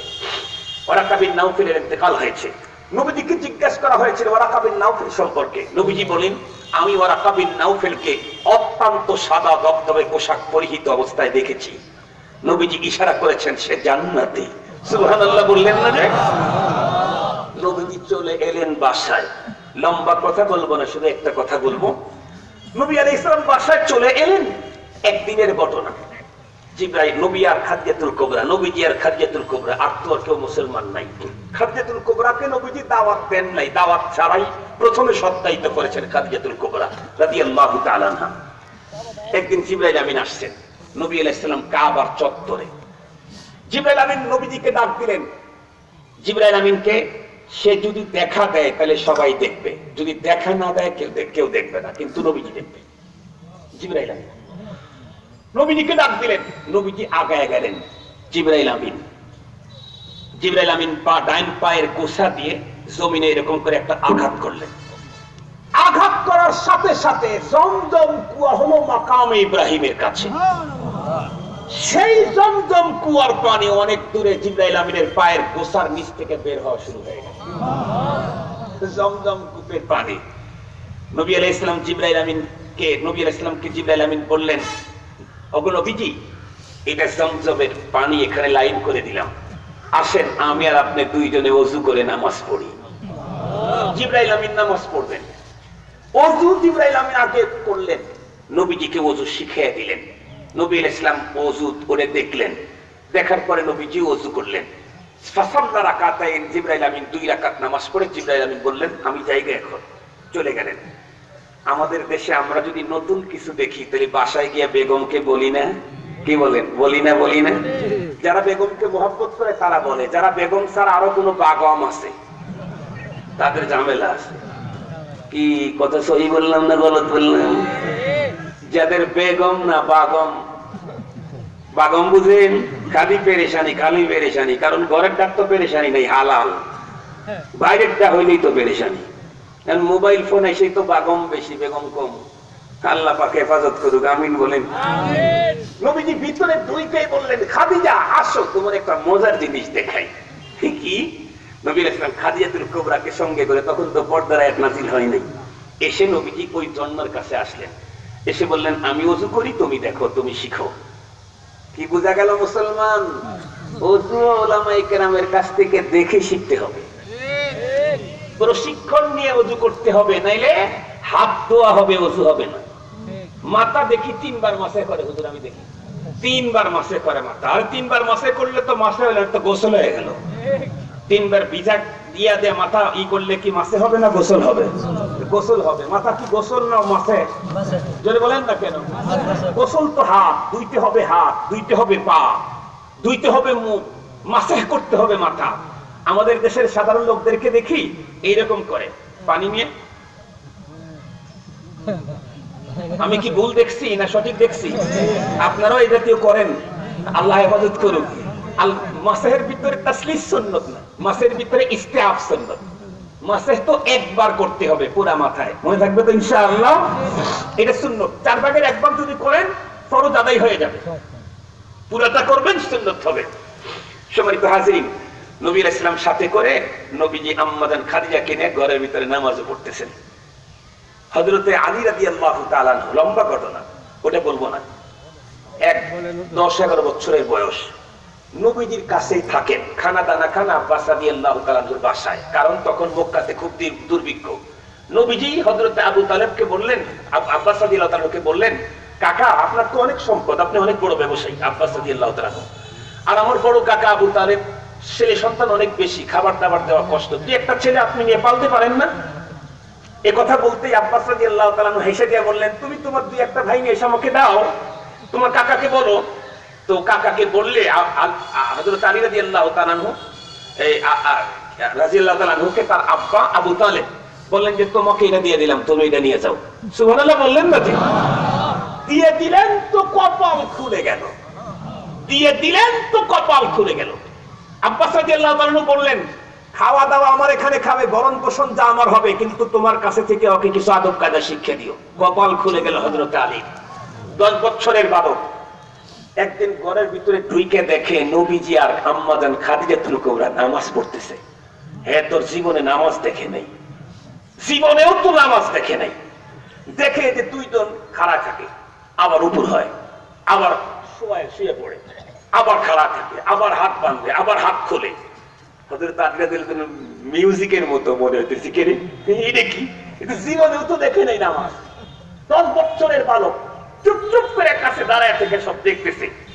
সালাম যখন ফিরেছে, নবী আলাইহিস সালামকে জিজ্ঞেস করে, ভাইয়া ভাবিকে নিয়ে আপনি এটা কি করলেন?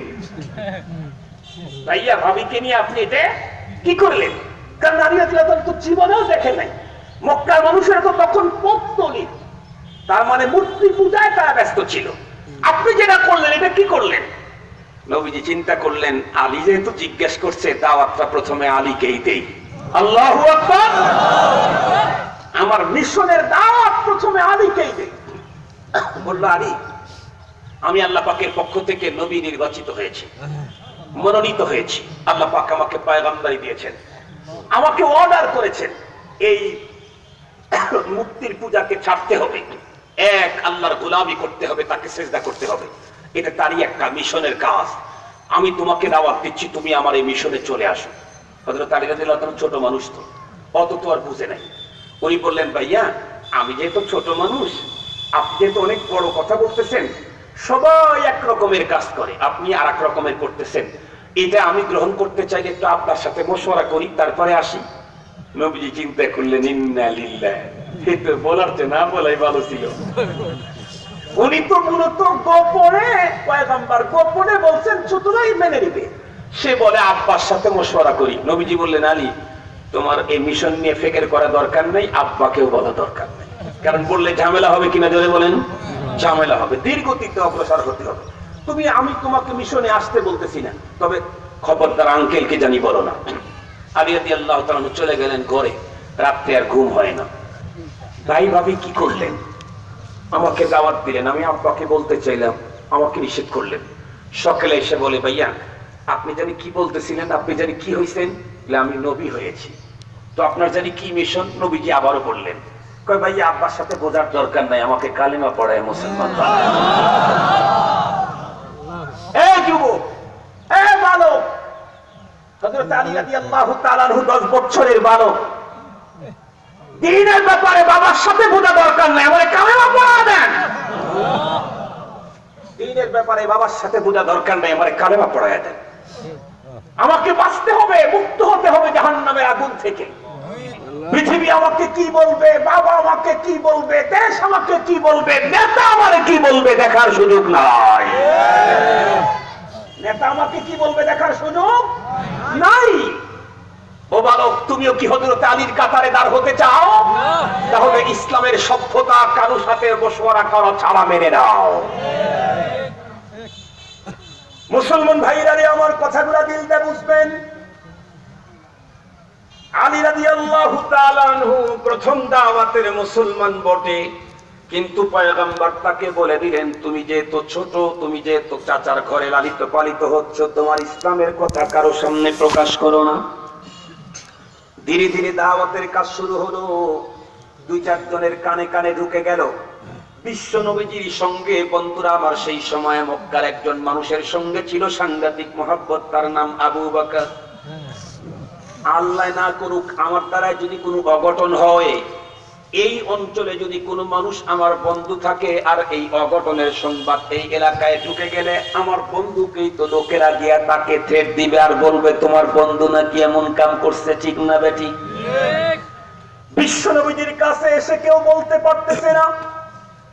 সিদ্দিক আকবরকে ধরে লোকলা বলল, আবু বকর, তোমার সবচেয়ে একনিষ্ঠ বন্ধু আবুল কাসেম মুহাম্মদ, সে নাকি আমাদের ধর্মের বিরুদ্ধে বক্তব্য দেয়, নতুন ধর্মের কথা বলে, তুমি কিছু জানো নাকি? সিদ্দিক আকবর উত্তর করলেন, কই, এমনটি তো আমি কিছুই জানি না। লোকেরা বলল, যাও গিয়া খবর নাও। এক পর্যায়ে গিয়া যখন পয়গম্বরের কাছে আবু বকর চলে এলেন, আসার পরে বললেন, আবুল কাসেম, আপনি নাকি আমাদের ধর্মের বিরুদ্ধে কথা বলেন, নতুন কথা নাকি আপনি প্রচার করেন। সিদ্দিক আকবর রাদিয়াল্লাহু তাআলা আনহু মুস্কি হেসে বললেন, নবীজি চিন্তা করে দেখলেন আমি তো আবু বকরকে ডাকি নাই, আবু বকর একাই যেহেতু আমার কাছে এসেছে, ছেড়ে দেওয়ার লাভটা কি, দাওয়াতটা লাগায়া দে। আস-সা'য়ু মিন্না ওয়াত তাওফীকু মিনাল্লাহ, আস-সা'য়ু মিন্না ওয়াত তাওফীকু মিনাল্লাহ, ইন্নামা আলাইকাল বালাগ ওয়া আলাইনাল হিসাব। আমাদের কাজ হলো বন্ধুরা আমার পৌঁছিয়ে দেওয়া, মানা না মানা সবগুলি বন্ধুরা আমার কার কাজ। বিশ্ব নবীজি ডেকে বললেন, আবু বকর তুমি যে সংবাদ শুনেছো সংবাদটা সঠিক, আল্লাহ পাক আমাকে পয়গম্বর মনোনীত করেছেন, আমাকে দিন নিয়ে দুনিয়াতে পাঠাইছেন, পত্তলিকের সবকিছুকে ভেঙ্গে চুরমার করতে হবে, এক আল্লাহ পাকের গোলামি ছাড়া কোনো গতি নাই। এ কথা যখন বলে ফেললেন, আবু বকর সিদ্দিক বন্ধু তো বিশ্ব নবীজিকে ডেকে বললেন, মাত্তাদিলু আলা মা তাদাই, ওগো আবুল কাসিম আপনি যে নবুয়তের দাবি করতেছেন, নবুয়তের উপরে আপনার কোনো দলিল আছে নাকি? থাকলে দেখান।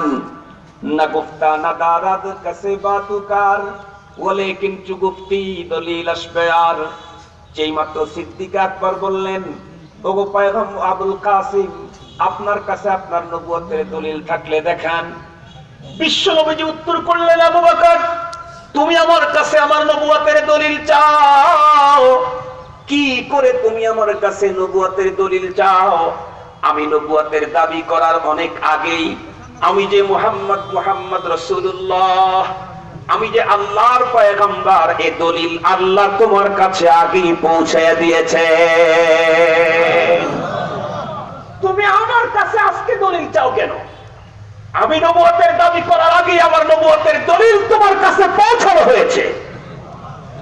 সিদ্দিক আকবর জিজ্ঞেস করলেন, কেমনে? আপনি নবুয়তের দাবি করার আগে আমার কাছে নবুয়তের দলিল কেমনে পৌঁছেছে? বিশ্ব নবীজি উত্তর করলেন, রুইয়া কাল্লাতী রাআইতাহা বিশ-শাম, রুইয়া কাল্লাতী রাআইতাহা বিশ-শাম। এ আবু বকর আজ থেকে অনেক আগে তুমি শামের ভিতরে ব্যবসা করতে গিয়েছিলে, সেই জায়গায় রাত্রের বেলায় যে স্বপ্ন তুমি দেখেছিলে, এই স্বপ্ন শামের সবচেয়ে বড় আলেমের কাছে জিজ্ঞাসা করলে তোমাকে যা বলেছিল সেই স্বপ্নটাই তো আমি মুহাম্মদ আল্লাহর রাসূল হওয়ার দলিল। স্বপ্নটা আপনাদের জানতে ইচ্ছে হচ্ছে না? সাংঘাতিক মুবারক স্বপ্ন। মানুষ যেমন তার স্বপ্ন তেমন, এটাই স্বাভাবিক। কখনো কখনো ফাসিকেরাও সত্য স্বপ্ন দেখে, কোরআনে পাকের মধ্যে আছে। সম্মানিত হাজিরিন, হযরত সিদ্দিক আকবর রাদিয়াল্লাহু তাআলা আনহু চলে গেছেন ব্যবসাতে। রাত্রে বেলায় ঘুমের ঘরে স্বপ্ন দেখলেন, ঘুমের মধ্যে উনি আসমানের দিকে তাকায় রয়েছেন। চাঁদনি রাত, ফুল চাঁদনি না, মোটামুটি ফুলের কাছাকাছি। হঠাৎ করে চাঁদ ভেঙ্গে টুকরো টুকরো হয়ে গেল। সিদ্দিক আকবর অবাক হয়ে গেলেন, চাঁদ ভেঙ্গে টুকরো টুকরো। এরপরে চাঁদের টুকরা গুলি এক একটা টুকরা মক্কার বাড়ি বাড়িতে ঢোকা শুরু করছে। সুবহানাল্লাহ বললেন না? যে কিসের টুকরা? চাঁদের, আসমানের চাঁদের টুকরা মক্কার ঘরে ঘরে ঢোকা শুরু করছে। সিদ্দিক আকবর দেখে hayran, কি দেখলাম? চাঁদ ভেঙ্গে টুকরো টুকরো হয়ে মক্কার ঘরে ঘরে। ভাবতেছিলেন কি হবে কি হবে। স্বপ্নে হঠাৎ করে দেখবেন আকাশের চাঁদ আবার চাঁদনি হয়ে গেল, পূর্ণিমা হয়ে গেল। আগে যেমনটি ছিল তার চেয়ে আরো ফুল হয়ে গেল। উনি চেয়ে রয়েছেন, আল্লাহু আকবার, চাঁদ না দেখি আবার আগের চেয়ে ফুল হয়ে গেছে। উনি দেখতে না দেখতেই চাঁদ ছো করে এসে সিদ্দিক আকবরের ঘরে ঢুকে পড়ছে। কার ঘরে? কার ঘরে? সিদ্দিক আকবর রাদিয়াল্লাহু তাআলা আনহু ঘরে। উনি এই স্বপ্ন দেখার পরে পরের দিন সকালবেলায় জিজ্ঞেস করলেন বড় আলিমকে। লোকেরা ইনফরমেশন করলো। উনি ব্যবসার কাজ মুলতবি করে আগে স্বপ্নের তাবির জানার জন্য চলে গেলেন। উনি যে যখন বড় আলিমকে বললেন, আমি একটা স্বপ্ন দেখেছি। বড় আলেম মুস্কি হাসিতে জিজ্ঞেস করে, তোমার বাড়ি কোথায়? ওই আরব। আরবের কোথায়? মক্কা। মক্কা তোমার বাড়ি, তোমার নাম কি? আবু বকর। তাবির কারো আলেম তো মুস্কি হাসে, জিজ্ঞেস করে বাবার নাম কি? আবু কুহাফা। হ্যাঁ ঠিকই আছে, আবু বকর ইবনে আবু কুহাফা যে, সেই এই স্বপ্ন দেখতে পারে। কি তাবির? কি তাবির হলো আবু বকর অল্প কয়েকদিনের ভিতরে, অল্প কিছুদিনের ভিতরে আখিরি জামানার পয়গম্বর যিনি হবেন মুহাম্মদুর রাসূলুল্লাহ, ওনার নবুয়তের ফোকাস হবে অল্প দিনের ভিতরে। ওনার নবুয়তের দাওয়াতের কারণে মক্কার গড়ে গড়ে দ্বীন আর হেদায়েতের আলো আল্লাহ ঢুকায় দিবে। তবে টোটাল চন্দ্রটা তোমার ঘরে ঢুকতে দেখেছো? সেই আখিরি জামানার পয়গম্বরের প্রধান সহচর হবে তুমি, তুমি আবু বকর, রফিকুল গার হবে তুমি। বিশ্বনবী যখন বললেন আবু বকর তুমি আমার কাছে নবুয়তের দলিল চাও, আমি নবীর দাবি করার আগেই তো দলিল তোমার কাছে পৌঁছানো হয়েছে। আল্লাহু আকবার, আল্লাহু আকবার। কিতাবের ভিতরে আসতে ফাকামা আবু বকর, এরা শুনতেই সিদ্দিক আকবর আল্লাহু আকবার বলে দাঁড়া গেছেন। ফাকাব্বালা, পয়গম্বরের কপালে চুমু খেলেন। সুম্মা আনাকা, এরপরে পয়গম্বরের সাথে মুআনাকা করলেন। বললেন নবীজি তাহলে আর দেরি নাই, আমাকে আপনার মিশনে ঢুকিয়ে দিন। সিদ্দিক আকবর কালেমা পড়ে মুসলমান হয়ে গেলেন। সেই মুহূর্ত থেকেই সিদ্দিক আকবর ইসলামের জন্য নিজের জান, প্রাণ, মাল সবগুলি বিসর্জন দেওয়া শুরু করলেন। অল্পক্ষণের ভিতরেই কথা শেষ করে দেব। সিদ্দিক আকবর যখন, বন্ধুরা আমার, পত্তলিকদের বিরুদ্ধে যখন এক তাওহীদের কালেমা যখন শুরু করলেন, এটি মক্কার পত্তলিকদের সাদা স্বাভাবিকভাবে, বন্ধুরা আমার, তাদের লেগে গেল সেন্সে। এক সময় বিশ্ব নবীজি এবং পয়গম্বর দুইজনে মিলা মক্কার খানায় কাবার চত্বরে বসেছিলেন। এমন মুহূর্তের ভিতরে মক্কার পত্তলিকেরা এসে পয়গম্বরের উপরে হামলা করলো। যেই মাত্র পয়গম্বরের উপরে হামলা করলো, সিদ্দিক আকবর সঙ্গে সঙ্গে পয়গম্বরকে রক্ষা করার জন্য ঝাঁপিয়ে পড়লেন। পয়গম্বরকে তারা তেমন একটি আঘাত করতে পারল না। তাদের পুরোপুরি রাত সিদ্দিক আকবরের উপরে, বন্ধুরা আমার, জমে গেল। এক পর্যায়ে পয়গম্বরকে সেখান থেকে সরিয়ে দেওয়া হলো বটে, কিন্তু সিদ্দিক আকবরকে এই পরিমাণে বেদম প্রহার করা করলেন, মারতে মারতে আবু বকর সিদ্দিক রাদিয়াল্লাহু তাআলা আনহু জমিনের ভিতরে বেহুশ হয়ে পড়ে গেলেন। শরীর থেকে রক্তগুলি জমিনের ভিতরে ঝরে ঝরে পড়তেছে। তখনও সিদ্দিক আকবরের কোনো সেন্স নাই। এমন মুহূর্তের ভিতরে একজন বিশিষ্ট, বন্ধুরা আমার, কাফের, সে দৌড়ে এসে নিজের পা থেকে শক্ত মজবুত জুতাটা খুলে সিদ্দিক আকবরের নাকে আর মুখে এমন ভাবে মারা শুরু করলো, অল্পক্ষণের ভিতরে সিদ্দিক আকবরের চেহারাটা, বন্ধুরা আমার, পরিবর্তন হয়ে গেল। এখন যারাই দেখে কেউ বুঝে না এটা আবু বকর, কারণ এমন ভাবে নাক মুখে মেরেছে, বন্ধুরা আমার, কেউ চিনতে পারতেছে না। এই খবর যখন সিদ্দিক আকবরের গোত্রের লোকদের কাছে চলে গেল, সিদ্দিক আকবরের গোত্রের যুবকেরা, বন্ধুরা আমার, দল বেঁধে এখানে হাজির হলো। এক পর্যায়ে তাদের আক্রমণ থেকে সিদ্দিক আকবরকে রক্ষা করলো বটে, কিন্তু তখন সিদ্দিক আকবরের কোনো সেন্স নাই, নিথুর দেহ জমিনের ভিতরে পড়ে আছে। মুসলমান ভাইরা রে আমার, সিদ্দিক আকবরের রাদিয়াল্লাহু আনহুর গোত্রের যুবকেরা আবু বকর সিদ্দিককে ওখান থেকে বাড়ি পর্যন্ত নিয়ে যাবে কেমনে, এমন কোন গতিও খুঁজে পাচ্ছে না, কারণ ওনার তো সেন্স নাই। এদিকে ঢলে পড়ে। এক পর্যায়ে তাকে মোটা কাপড়ের ভিতরে, বন্ধুরা আমার, রাখা হলো। কাপড়টাকে পোটলা করার মতো, বন্ধুরা আমার, পোটলা বানিয়ে 2-3 জন, বন্ধুরা আমার, ধরে সিদ্দিক আকবরের মায়ের কাছে নিয়ে সিদ্দিক আকবরকে পৌঁছায় দিলেন। দেখে বললেন, উম্মুল কায়ের, এই যে তোমার আবু বকরের অবস্থা দেখো। সিদ্দিক আকবরের মা দৌড়ে এসে সামনে এসে চেহারার দিকে তাকায় বলে, না, এ তো আমার আবু বকর হতে পারে না। লোকেরা উত্তর করলো, উম্মুল খায়ের, তুমি ভালো করে দেখো, এটাই তোমার আবু বকর। তবে পত্তলিকেরা তোমার আবু বকরের মুখের উপরে এমন আঘাত করেছে, যার কারণে ওর চেহারা পরিবর্তন হয়ে গেছে। মার কন্ডিশন তখন কেমন হতে পারে? ও মুসলমান, বিদায়ের হায়া কিতাবের ভিতরে লেখছে, মা হতো আবু বকরের বুকের উপরে পড়ে চোখের পানি ছেড়ে কাঁদে আর ডাকে শুধু আবু বকর, বাবা আবু বকর, একটিবার তুমি আমার ডাকের সাড়া দাও। ততক্ষণ পর্যন্ত সিদ্দিক আকবরের কোনো সেন্স নাই। দীর্ঘক্ষণ পর্যন্ত সেবা সুস্থ করার পরেও যখন সিদ্দিক আকবরের সেন্স ফিরে আসতেছে না, তখন, বন্ধুরা আমার, সিদ্দিক আকবরের গোত্রের যুবকেরা চলে গেল। যেই লোকটা মুখে মেরেছিল তাকে ধরে বলল, শোন, এখন পর্যন্ত আবু বকরের সেন্স ফিরে আসে নাই। আবু বকর যদি মরে যায়, আজকে তুই তোর বেডে ঘুমানোর যোগ্যতা থাকবে না। আমরা আবু বকরের রক্তের প্রতিশোধে তোকেও হত্যা করে দেব। যুবকেরা আবার চলে এলো। দীর্ঘক্ষণ পর্যন্ত সেবা সুস্থ করার পর অনেক পরে সিদ্দিক আকবরকে ডাকাডাকি করতে করতে এক পর্যায়ে উনি বলে ডাকের সাড়া দিলেন। যেই ডাকের সাড়া দিলেন, যুবকদের মনের ভিতরে আনন্দ, এই তো বুঝি কুরাইশ বংশের সবচেয়ে ভালো মানুষটা জীবন পেয়ে গেল।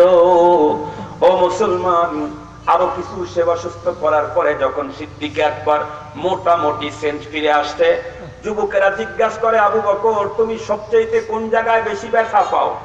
সিদ্দিক আকবর তখনও চোখের পানি ছেড়ে দিয়ে কান্দে আর দেখে বলে, কোন জায়গায় বেশি ব্যথা পাই তা বলতে চাই না, আমি আগে জানতে চাই তোমরা বলো আমার পয়গম্বর কেমন আছে, কোথায় আছে আমারে জানাও। যতক্ষণ পর্যন্ত আমার পয়গম্বর কোথায় আছেন কেমন আছেন না জানতে পারবো, ততক্ষণ পর্যন্ত কোথায় ব্যথা পাই কেমন আছে আমি কিছুই বলতে পারবো না। মুসলমান খুব ভালো করে মনে রাখবেন, খুব ভালো করে মনে রাখবেন।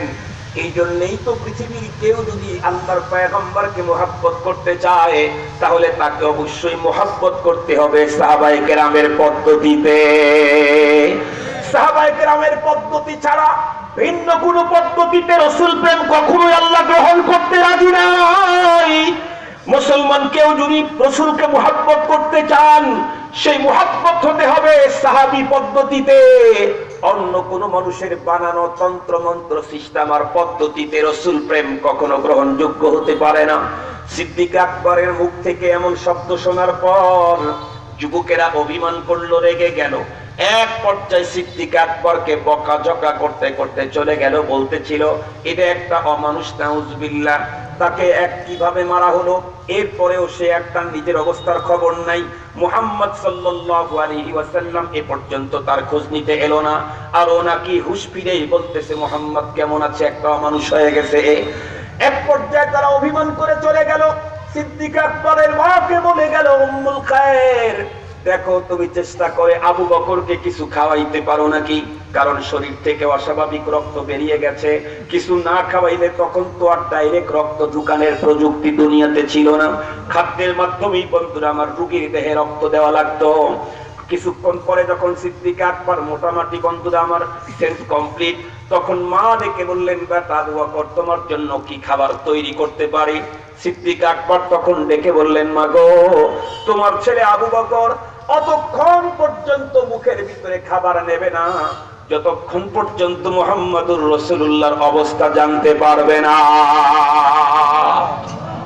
সিদ্দিক আকবরের মা তখন কান্নায় ভেঙে পড়লেন, ডেকে বললেন, ইয়া আল্লাহ, আমি বুঝি আমার আবু বকরকে আর বাঁচাইতে পারবো না, কারণ তার শরীর থেকে প্রচুর পরিমাণে রক্তক্ষরণ হয়েছে।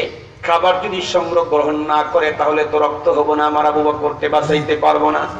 উনি ডেকে বললেন, বাবা মুহাম্মদ কোথায় থাকে, কোন জায়গায়, কে মুহাম্মদ, আমি তো চিনি না, আমি তার খবর তোমাকে কেমনে দেব? সিদ্দিক আকবর কেঁদে কেঁদে উত্তর করলেন, মা তুমি যদি একটু কষ্ট করে খাত্তাবের মেয়ের বাসায় যাও, আমার পয়গম্বর মুহাম্মদুর রাসূলুল্লাহর খবর মিলে যাবে। মা সিদ্দিক আকবরের মা আক্রান্ত সন্তানকে ঘরের ভিতরে রেখে খাত্তাবের মেয়ের বাসায় চলে গেলেন। খাত্তাবের মেয়েকে ডেকে বললেন, বোন মুহাম্মদুর রাসূলুল্লাহর খবর তোমার কাছে আছে নাকি? খাত্তাবের মেয়ে হযরত ওমরের বোন চিন্তা করলেন, আমি মুহাম্মদুর রাসূলুল্লাহকে চিনি, কথাটা বললে তো আমি মুসলমান হয়েছি এটা প্রমাণ হবে, তখন আমার উপরে নির্যাতনের স্টিম রোলার চলে আসবে। এই জন্য বললেন, মুহাম্মদকে আমি তো চিনি না। উনি তখন কেঁদে উত্তর করলেন, কেন তুমি চেনো না? আবু বকর তো তোমারই নাম বলে দিল। উনি তখন উত্তর করেন, মান হুয়া আবু বকর লা আরিফ, আবু বকরকেও তো আমি চিনি না। উনি তখন কেঁদে বলেন, আল্লাহ, তাহলে আমার আবু বকরের কি হবে? মেয়েটি তখন জিজ্ঞাসা করলেন, আবু বকর তোমার কি হয়? আমার ছেলে কি হয়েছে আবু বকরের? তামাম ঘটনা যখন খুলে বলা হলো, খাত্তাবের মেয়ে হযরতের বোন ডেকে বললেন, মাগো আমি কি একটু তোমার বাচ্চাটাকে দেখতে যেতে পারবো নাকি? কয় চলো। এক পর্যায়ে খাত্তাবের মেয়ে যখন চলে এলেন, সিদ্দিক আকবরের কাছে বসে যখন তার অবস্থান দেখলেন, উনিও সহ্য করতে পারলেন না, চোখের পানি ছেড়ে কেঁদে দিয়ে বললেন, আবু বকর তোমার মতো অনুপম চরিত্রের মানুষটাকে যারা এমন আঘাত করছে, জেনে রেখো পরপারে নয় দুনিয়াতে এই জালেমদের বিচার হবেই হবে। মুসলমান ভাইরা আমার, সিদ্দিক আকবর জিজ্ঞাসা করলেন, প্রথম বলো বোন আমার পয়গম্বর কেমন আছে, কোথায় আছে? উনি উত্তর করলেন, ভাই তোমার মা কিন্তু নিকটেই বসে আছে। উনি উত্তর করলেন, না, আমার মা থাকলে কোনো অসুবিধা নাই। উনি তখন বললেন, পয়গম্বর বলো ভালো অবস্থায় ইবনে আরকামের বাসার ভিতরে আছে। এই কথা বলতে সিদ্দিক আকবর রাদিয়াল্লাহু তাআলা আনহু তার মাকে ডেকে বললেন, মা, হাজার দুনিয়ার খাবার নিয়ে কোটি কোটি চেষ্টা যদি আমার পিছনে তুমি ব্যয় করো মা, যতক্ষণ পর্যন্ত এই চোখ দিয়ে পয়গম্বরকে না দেখবো ততক্ষণ পর্যন্ত সিদ্দিক আকবরের পেটে কোনো খাবার যাবে না। সিদ্দিক আকবরের মা তখন কেঁদে ফেললেন, ডেকে বললেন, বাবা আমি তোরে কেমনে নেব? ইবনে আরকামের বাড়ি কত দূর, তোমাকে তো অনেকগুলি যুবক মিলে কাপড়ের ভিতরে নিয়ে আসছে, আমার ভিতরে তোমার মতো এত বড় সন্তানকে পিঠের উপরে বহন করে নেওয়ার যোগ্যতা কি আমার আছে বাবা? বাবা তুমি দুইটা খাবার খাও, শক্তি হইলে পয়গম্বরের সঙ্গে দেখা করবা। পয়গম্বরের সাহাবী ডেকে বলেন, না মা না, পয়গম্বরকে নিজের চোখে না দেখা পর্যন্ত আবু বকরের মুখে কোনো খাবার ঢুকবেই না।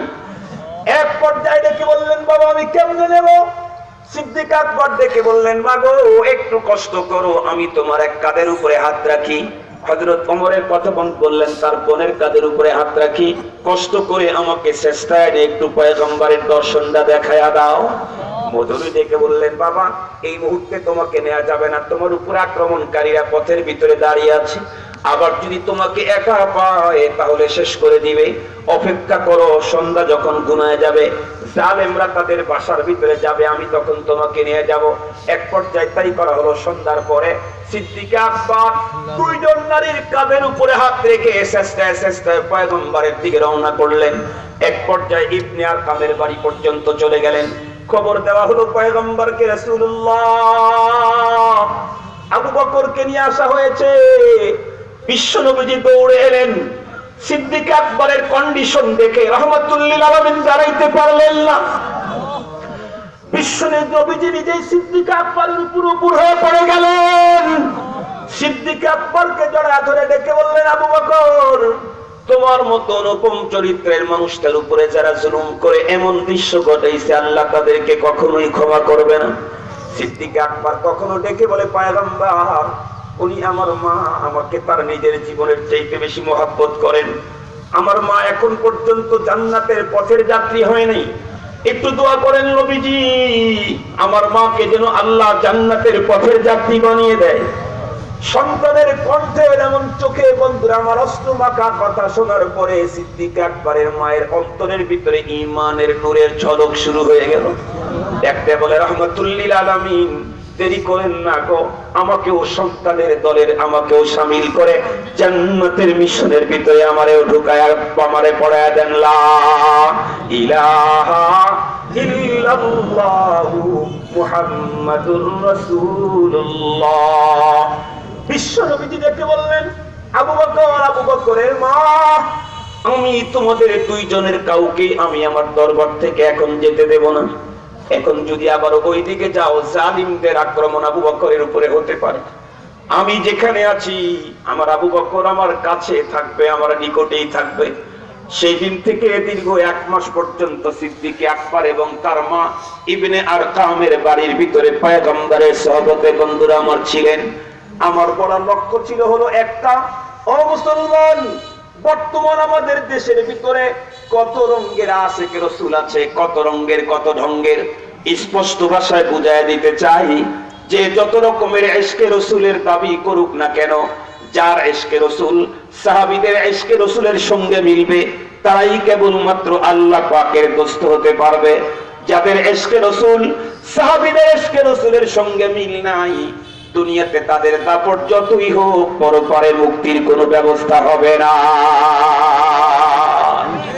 সম্মানিত হাজিরিন, লম্বা কথা না, আলোচনা তো অনেক বিশাল ব্যাপক, একদিন কেমনে হয়।